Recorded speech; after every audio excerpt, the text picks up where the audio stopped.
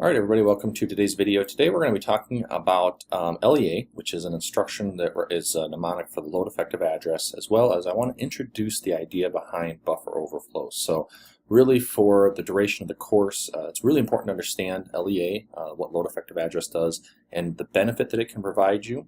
And then we'll talk about buffer overflows, and this is a bigger security concern that I hope you understand the general idea behind them by the time we get through the video here. Not that you'll necessarily be able to go out and figure out exactly how they work or start poking around programs looking for buffer overflows. Although you certainly could, but that's not really the whole point. The point really just to introduce what they are. They're directly involved with and working with the stack. In this case, we're going to talk about stack-based buffer overflows. So I think it was just an appropriate time to introduce them. First, we'll talk about LEA. That stands for load effective address. And oftentimes what we'll need to do in assembly is we'll need to be able to calculate the address of something or get the address of something. And we'll need the actual address. And so this will be common when calling a subroutine or a function. What we can't do is we can't do this, move into EAX EBP plus 8, because this will generate an error. And so if we put brackets around it, that's fine. That gets rid of the error. But then what it does is it dereferences the data and it moves the value into EAX. So if we want to get the address of something, then we can do similar to that previous, EAX square brackets EBP plus 8. But what LEA will do is move the address into EAX instead of the value that address points to. So here's an example assembly program. And this sample is largely derived off of the code that we talked about in the last video, where we were talking about arrays.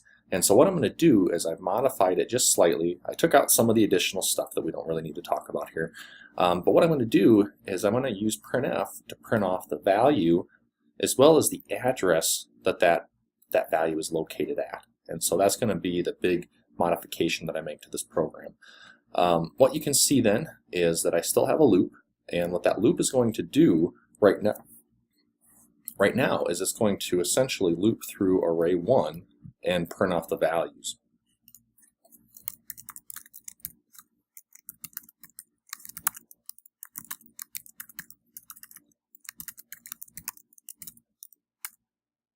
Okay, so there we go. We can see the values.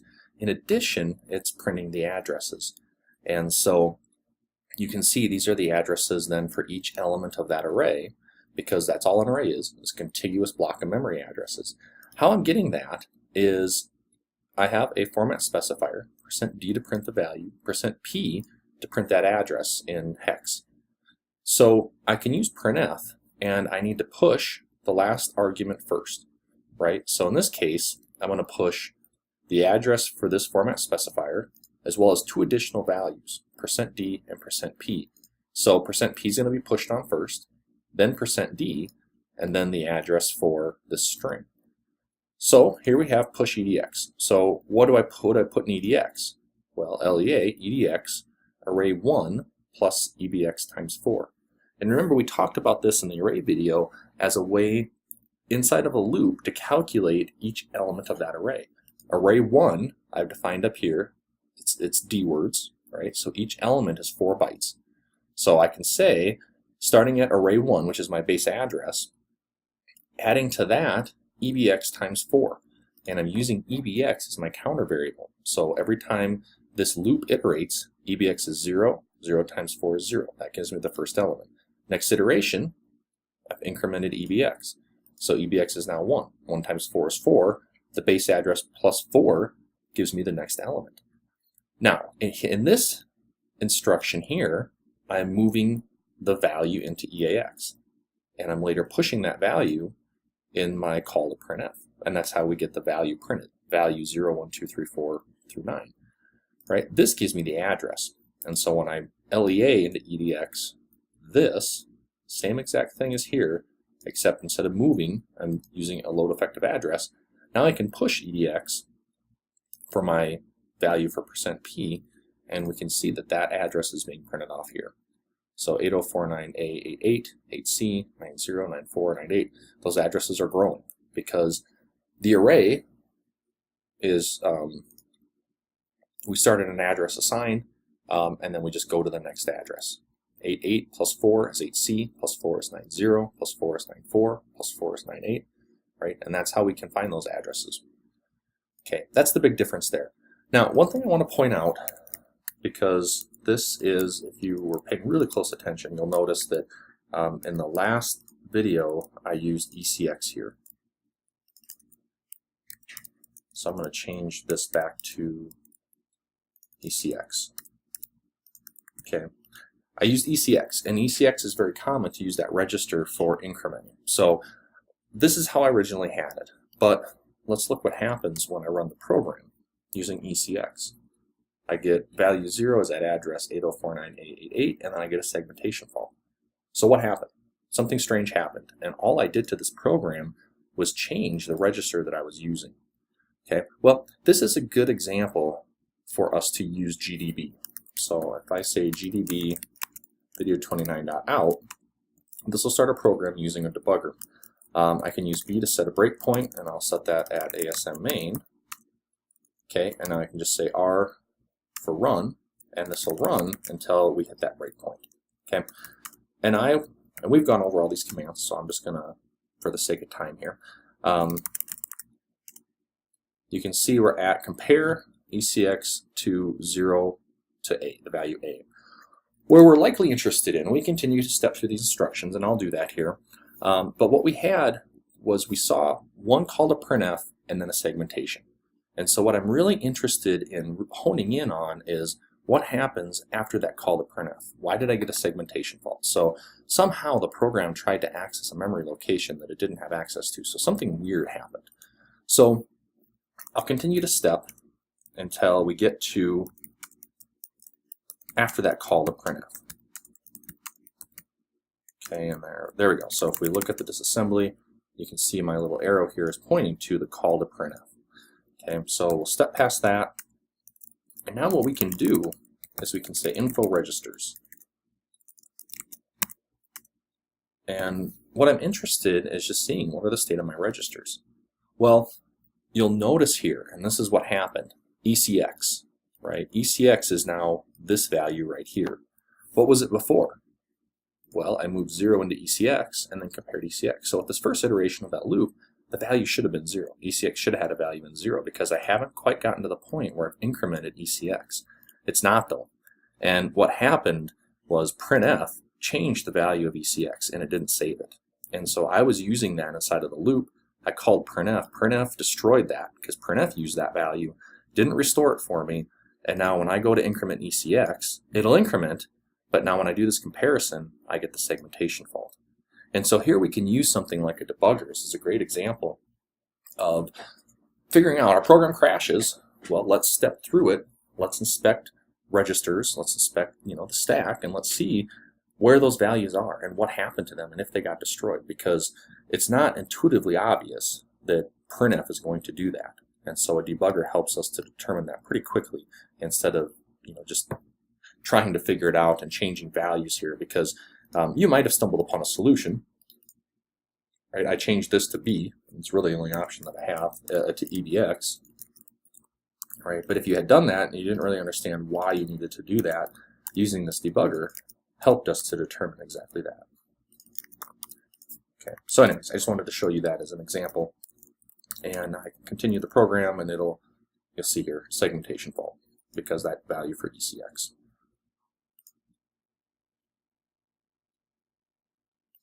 Okay, I'll quit.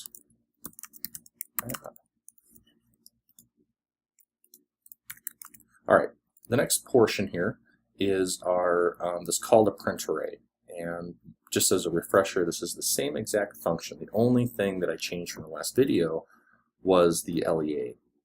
I added that to the second loop. So this increments, it allocates space on the stack, and this is more space than we need because I'm just iterating this loop 12 times. We don't need this much space on the stack, and so I guess I just subtracted too much. Okay, what this first loop will do is it will increment, or it'll initialize with 12 iterations, moving the value of ECX, which is essentially our counter variable, into that location on the stack. So it's essentially initializing this array to be 0 through 11.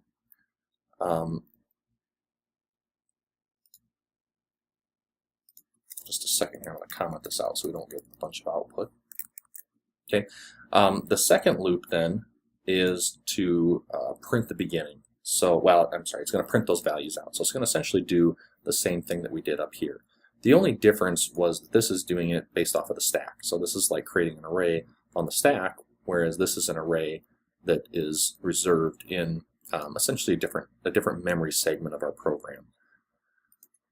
Okay, so I'll run that just to make sure it works. Okay, it looks like it does. So there's our 12 iterations, values 0 through 11, and then additionally we have the addresses there. So the only thing that I changed, again, was just that call to printf. So the same printf call, the same format specifier, but I move into EAX the value, the dereference value at that address, which is giving us the value for that element of that array. And for this portion here, same calculation, but now I'm loading the address into EDX and pushing that on. And just like you saw before, the first element starts value 0, that's the base address for that array, 500 plus 4, 504 plus 4, 508. So we can see that those addresses go from lower to higher. And that's how the stack works. Remember, the addresses, the stack grows to lower addresses. And so when we get space on the stack for our local variables, whether that's one variable or that's an array, well, in this case, if that's an array, it's going to go from a lower address to a higher address.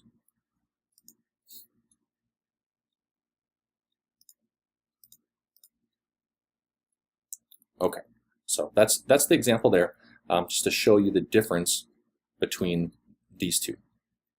Dereference, we move the data at that location into EAX. In this case, we load the address into EDX, and then pushing both those values on for the call to printf. So you can see the difference there. Okay.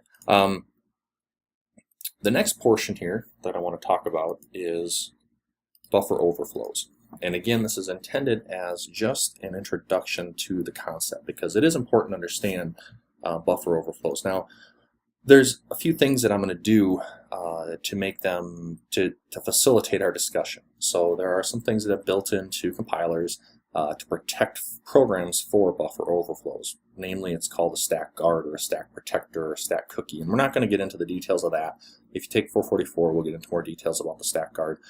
I'm disabling some of those features in order to make this work. So there are things that compilers and operating systems have built in. There's also things that programmers should do, and I'm essentially ignoring that all so that you can see and understand the basic behind a buffer overflow. So just keep that in mind throughout this conversation about buffer overflow.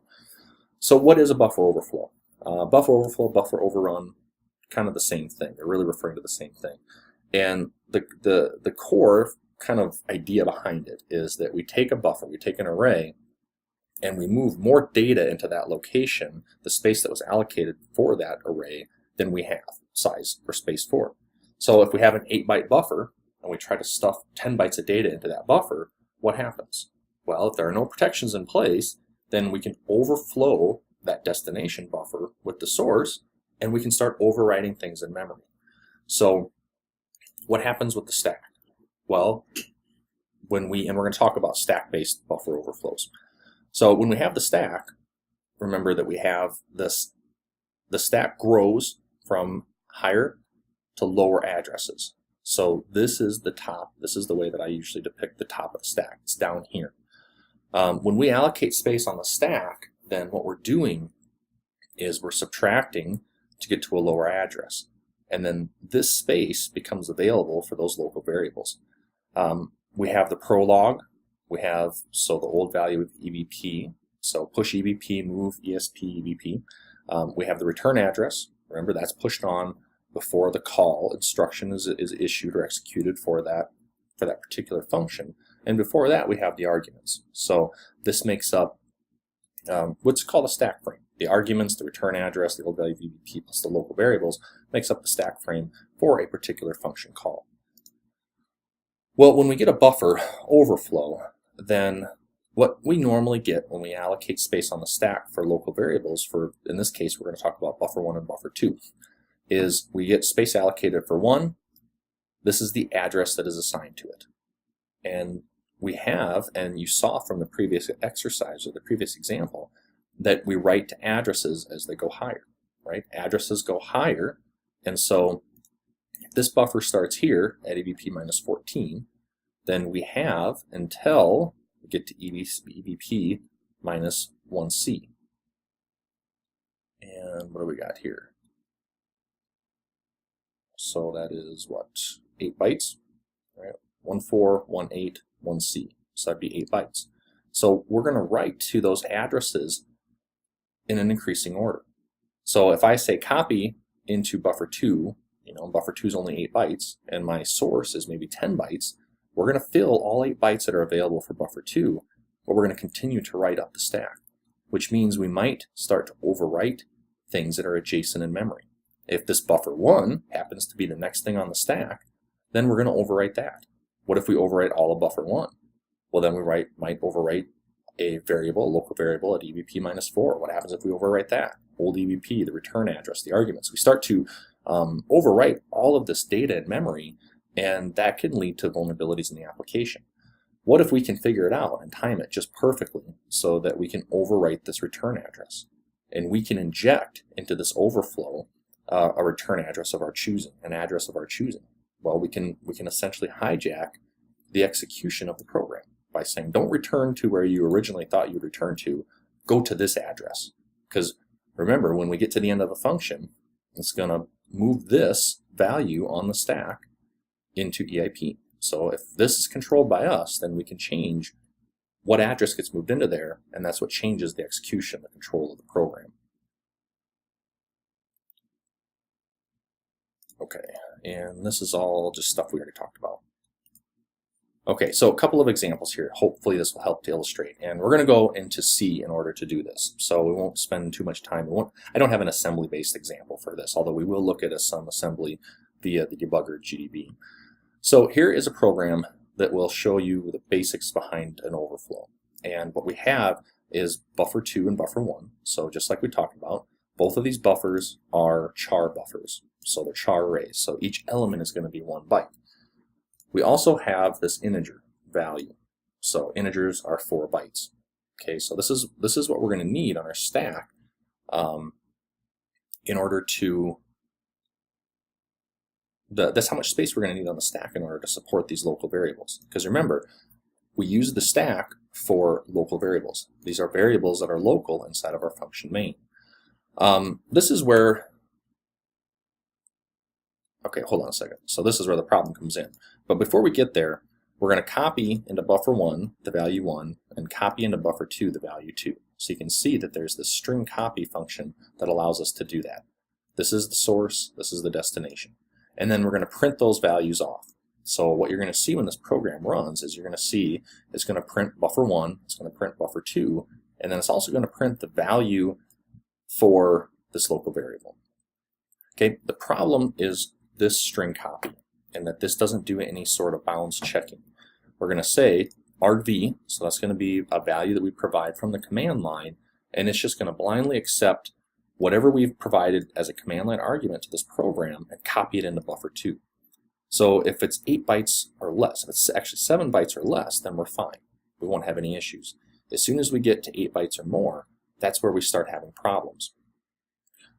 After we do that string copy, we're going to print the same thing again. Buffer 2, what is the value of buffer 1, and what is the value of that variable called value. Okay, so let's take a look at that.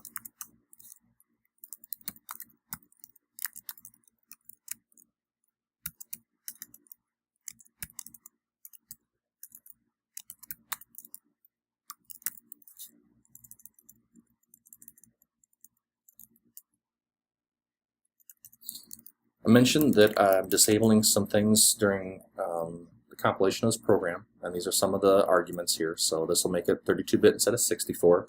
This will generate some debug symbols. That's just going to make it a little bit easier for us to look at this in GDB. This disables optimizations, and we'll talk a little bit more about optimizations here at the end of the semester. And then this will disable the stack protector, which I had mentioned earlier. Okay, so now we can run this program, and here's our output. Okay, so there's buffer 2 has a value of 2, buffer 1 has a value of 1, and the variable value still has a value of 5. We do the copy, okay, so we copied 4 bytes, and everything's fine. Buffer 2 has this value, buffer 1 still has 1, and variable value still has the value of 5. Okay, well what happens if I do 7? Okay, so 0 through 6 is 7. Okay, we're still good. So if I add another value here, okay, so 7's fine because we have 8 bytes for that buffer. Okay, when I do 8, then what happened? Okay, well we don't expect this to change, but what we saw down here is buffer 1 no longer contains the value 1 because 0, 1, 2, 3, 4, 5, 6, 7, that's 8 characters, plus we have to have a character for the null termination. Where did null termination go? Well, it went into the next variable, the next buffer. And what you'll notice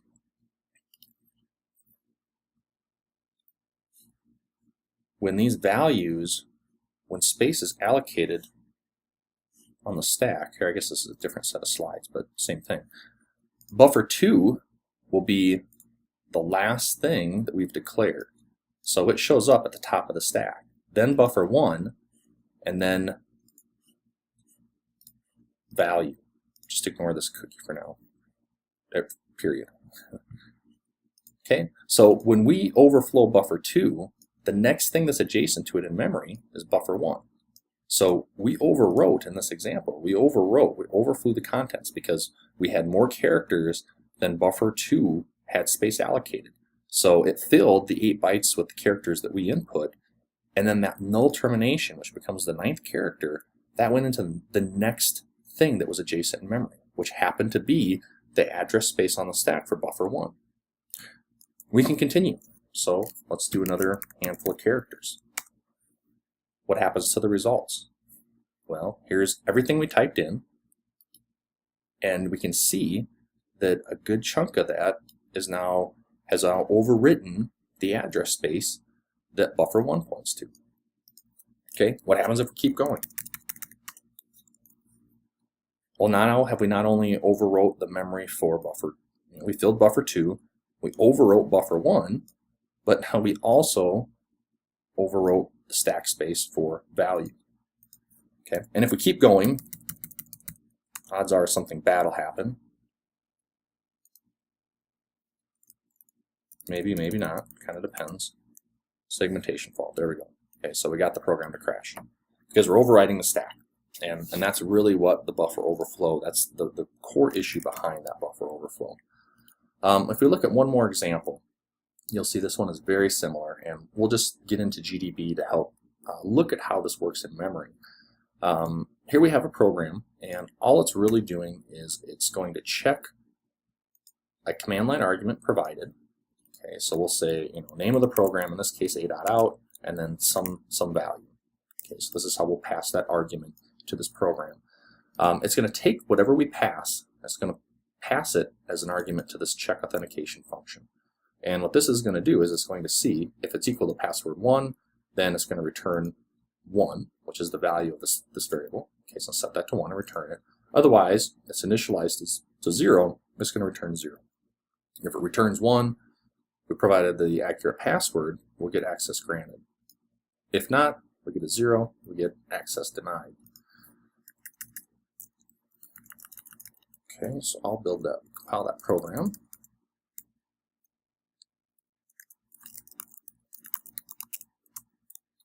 And we'll run it with password. We'll see access denied.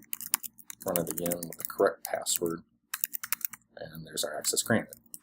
Okay, well, very similar to the last example in that we have a buffer overflow problem. We're copying, we have this local buffer, password buffer, 16 characters. It's declared here after our authentication flag. So when we have space allocated on the stack, this will be at the top of the stack, then this space will come for this variable will come next, then we'll have old EBP, the return address, and any arguments. So in this case, we'll have this pointer. Okay, well, we have this string copy, And same problem that we saw in that last example, and that we're going to copy whatever was provided to the program into this buffer, and then use that buffer, use this char array to do a string compare. This doesn't do any bounds checking. So if we provide a value greater than 16, we're going to overwrite whatever comes next in memory. In this case, password buffer, top of the stack, auth flag is after that. Right? So space on the stack is allocated for this first, then space on the stack is allocated for this. So we're going to overwrite the stack space for this authentication flag. Okay, this flag, this variable is going to return 0 or 1. And so the vulnerability exists here. Not only is it a buffer overflow, but we can change the way the program behaves, because if we can overwrite the memory for this variable, and we can overwrite it with basically anything that's not 0, then we can get it to return something that's not 0, which would allow us access to the program. So just imagine this would be more robust functionality behind this program. Okay, so let's just run the program first and see. So we'll do, that'll be 10 characters, we need at least 16, and now let's overwrite it with one value. Okay, and there you can see, even though this is obviously not a correct password, I overwrote the buffer, I provided more characters than was allocated, that changed the value that was in auth flag, it returned something that was not 0, and it passed authentication. Okay, so let's look at that in GDB. So I want to start this program with arguments. I can say gdb --args a.out and then a. We'll do a couple A's. Okay, so this is how we can start this program with arguments to GDB. Okay, so I'm going to set a breakpoint at check authentication, and now we're going to run the program.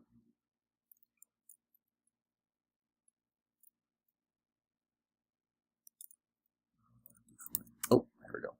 B. All right, I typed B again. I'm not sure why I did that. So R will run the program.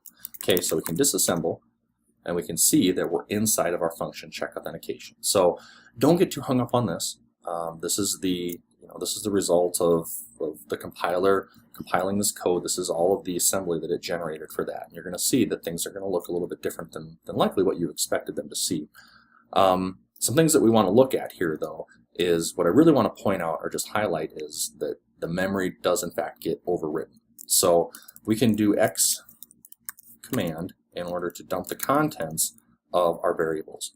And again, don't get too bogged down in this. I'll just tell you that EBP -1C is the location for that local buffer. Okay, so this is going to be the location on the stack for this buffer that we're interested in looking at. So I can say EBP -01C .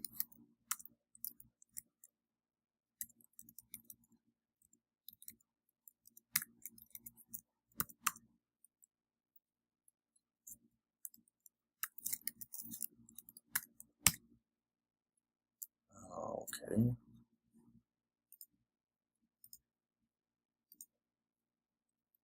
Okay, just making a simple typo there. I needed to prefix that with 0x so that it knew that I was referring to a hex value. And what we can do then is I can dump the contents starting at that location. So EBP -1C, that was 16 bytes. So each one of these will represent 4 bytes. So 1, 2, 3, 4. These 4 values here in memory are the location for that buffer. What comes next? Okay, because this is a lower address to a higher address. This location is going to be that local variable. Okay, what instruction I'm at right now is I'm going to move 0 into EBP -C. Okay, so that's going to be the location on the stack for that local, what is essentially this auth flag variable. Okay, so we'll execute that instruction, and then we'll dump the contents of memory again. And what we should see is that this location is now 0. So NI will give us our next instruction. And all right, perfect. So there it is. So now it's 0. Okay. So what we're going to look at is we're going to go and execute this string copy. And what I want you to see is that starting at this address, the contents of whatever I typed in, so 0 through 9, 0 through 9, and then AA, we're going to fill this memory with that value, and then we're going to overwrite this address as well. And we shouldn't do that, right? The program should prevent that, but this is a buffer overflow example. So let's continue to step. And what this is showing us here, although it's a little hard to see, is it just showing the instructions that we're executing until this call to string copy, okay, which is right here. So I'm just going to step through that a few more times. Okay, all right, so let's look at the memory one more time, and then let's do, okay, so there's junk on the stack. We don't know what this means. We don't really care. Here's our 0 still. Okay, now we're going to do the string copy. Now let's look at the stack again. All right, there's our values. 34, 33, 32, 31, 38, 37, 36, 35, right? Those are the hex values for those ASCII characters. Even though I put them in their numeric, they're still ASCII characters. And more importantly, we can see that that memory location for that variable is now overwritten as well, 4141. Okay, because it's going to fail the check. So if we continue to trace through this, we'd see that it's going to do this string compare. It's going to fail because it's going to compare that value that we put in to password, and that's not going to match. So we're not going to set auth flag equal to 1 in this code, in this particular execution of it, but we've overwritten that variable. And so now it's going to return essentially anything that's not 0. When we do this conditional here, anything that's not 0 will allow us to go into this branch of code. Okay, so here we go. Next instruction. We can disassemble, we can see. We're getting ready to do this call to string compare. And then what will happen, and we'll just step through this so you can see that. There's our call. Okay, so let's look at the disassembly again. We're going to test the return, and then there's going to be a jump, a conditional jump. So if it matched, we would go into here and move 1 into that local stack space, that local variable. Okay, but we're not. We're just going to skip over that and go to this instruction, which does the leave and return. So here we can see we did the test already. We're going to do the jump. Right, here's execution. Move the value of that local variable, EBP minus C, into EAX, and now we're going to return, right? Because we never went into here. However, what is the value of EAX? EAX is, oh, I guess we got to do it. So let's step one more time. Now let's do info registers. All right, there's EAX 4141, 16705 in decimal, and that is certainly not 0. It's greater than 0. So we can just, at this point, type in C to continue execution, and there you can see our output access was granted. Okay. And again, it gets much worse than that when it comes to exploitation.